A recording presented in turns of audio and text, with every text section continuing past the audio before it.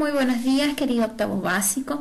Vamos a comenzar con la clase 22, ya que vamos a ver dos temas. Primero vamos a ver cómo se regula el calor y luego vamos a hacer la síntesis de la unidad 3, una pequeña síntesis.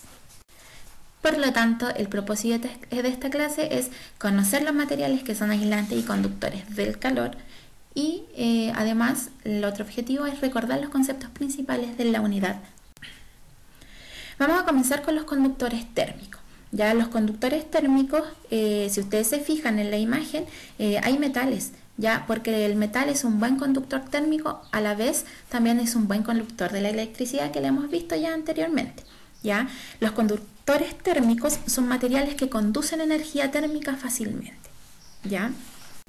Y también tenemos los aislantes térmicos. ¿Ya? Los materiales que son aislantes térmicos no conducen bien la energía térmica, por lo tanto hacen que el flujo sea más lento, por lo tanto eso hace que se mantenga un poco más el calor, o sea que el calor no se va tan fácilmente hacia el ambiente. ¿Ya? Es por eso, por ejemplo, que se utilizan este tipo de materiales, por ejemplo, en la ropa de invierno. Ya estas chaquetas, ¿cierto? Tienen o están hechas de materiales térmicos. ¿Para qué? Para mantener el calor en el cuerpo, ya que en el ambiente está muy frío, ¿ya? Y son bastante utilizados en ese tipo. O lo otro, por ejemplo, es para calefaccionar las casas. También las casas generalmente se fabrican con aislantes, con ya sea Plumavit, por ejemplo, o una especie como de esponja, ¿cierto? O fibra de vidrio. Ya esto sirve entonces para mantener el calor en los hogares, para que no se escape al ambiente. Y eso sería todo lo del calor.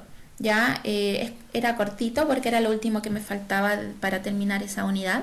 Y ahora vamos a continuar entonces con la síntesis de la unidad. Nosotros lo primero que vimos en esta unidad fue la electricidad.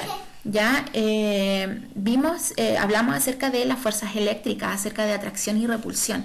Ya cuando los cuerpos se encontraban con la misma carga, por ejemplo negativa o positiva, ya estos cuerpos generalmente se repelen.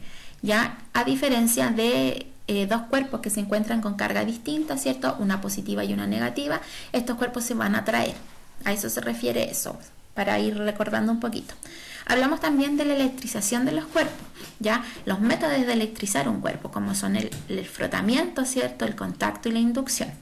Ya el frotamiento tiene que ver que se frota un cuerpo contra otro y ahí se va a cargar el cuerpo.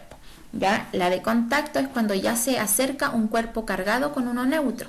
Ya cuando se acercan y se van a alinear las cargas. Por ejemplo, si mi objeto quedó cargado negativamente y yo lo acerco a un objeto neutro, las cargas positivas se van a acercar a las cargas negativas de mi objeto cargado, ¿ya? Y las otras se van a alinear al otro extremo. ¿Ya? Tiene que ver con las fuerzas de atracción y repulsión. Y tenemos la electrización por inducción también.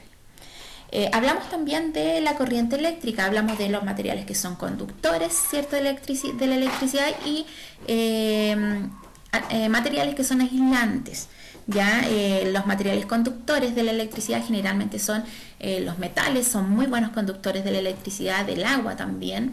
¿Ya? Y hablamos de los materiales aislantes, que son como por ejemplo el plástico o el caucho, el cuero también, ¿ya? Y de ahí vienen de cómo se manipula la electricidad, ¿ya? Que los cables conductores, por ejemplo, en las instalaciones, en todas las instalaciones eléctricas, son de cobre generalmente, ya que es un conductor de la electricidad, y están rodeados por plástico, de estos cables de colores que uno los conoce, y ese plástico entonces vendría siendo el aislante. ¿Ya? También la manipulación de la electricidad, por ejemplo, las personas que trabajan con electricidad tienen que utilizar guantes de cuero, por ejemplo, porque son aislantes de la electricidad para evitar cualquier accidente. ¿Ya? Y hablamos también acerca de los generadores de la electricidad, ¿ya? Cómo a partir de la energía, por ejemplo, de la naturaleza, podemos generar energía eléctrica, como por ejemplo la energía eólica, ya la energía solar, la energía hidroeléctrica que tiene que ver con el movimiento del agua. A partir de todo eso, ¿cierto? Mediante generadores se va a transformar ese tipo de energía en energía eléctrica. Y también hablamos de los circuitos eléctricos, ya hablamos acerca de las características que tienen estos circuitos cuando están en serie, ¿cierto? O circuitos cuando están en paralelo y dónde se pueden fabricar, por ejemplo, este tipo de circuitos. Por ejemplo, los circuitos en serie nosotros los podemos ver en los postes de alumbrado público, o los circuitos en paralelo lo podemos ver se encuentran en las casas. Y eso significa, por ejemplo, cuando están en paralelo, si se echa a perder una ampolleta del living, la de la cocina sigue funcionando, ¿ya? Y esa es una de las características de que se utilice ese tipo de circuito en los hogares, ya del circuito en paralelo.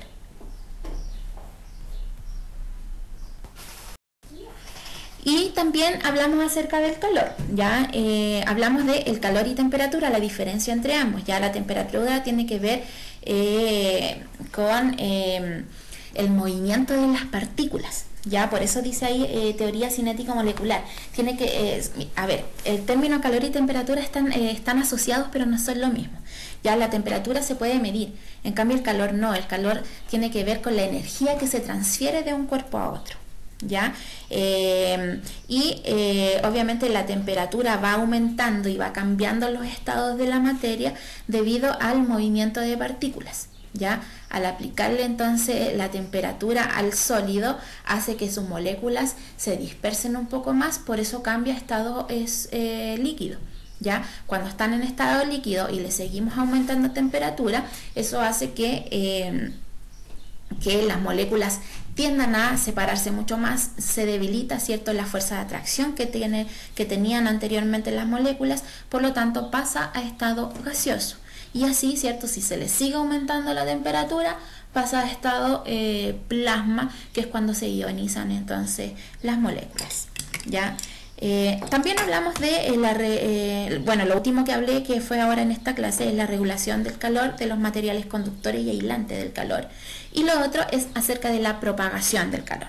Ya existen tres formas de propagar el calor, que tenemos la conducción, ¿cierto? Tenemos la convección y la radiación del calor, que es lo que vimos en la clase anterior. Entonces, hablando un poquito más de los materiales aislantes y conductores del calor, ya esta actividad tiene que ver con ese tema. ¿Qué es lo que van a hacer ustedes? Van a investigar cómo lo hacen los diversos animales, ¿cierto? O los distintos animales que hay en la naturaleza para aislarse del frío, sobre todo los animales, por ejemplo, que viven en lugares más fríos como no sé, pues en el continente antártico, por ejemplo. Ya los pingüinos, los osos polares, las ballenas, ¿cierto? Que están en esos lugares, ¿ya? Con esa información ustedes van a elaborar una ficha informativa, ya los materiales se encuentran ahí en la pantalla, una hoja de blog, cartulina. Si no tienen blog, si no tienen cartulina, utilicen una hoja blanca, una hoja de oficio. ¿Ya? El pegamento, ¿cierto? ¿Por qué? Porque tienen que pegar imágenes o pueden dibujarlos ya perfectamente, bien dibujados, pintados, así bien bonito el afiche. La tijera si es que tienen algunas imágenes para recortar, y obviamente el plumón para que puedan escribir la información.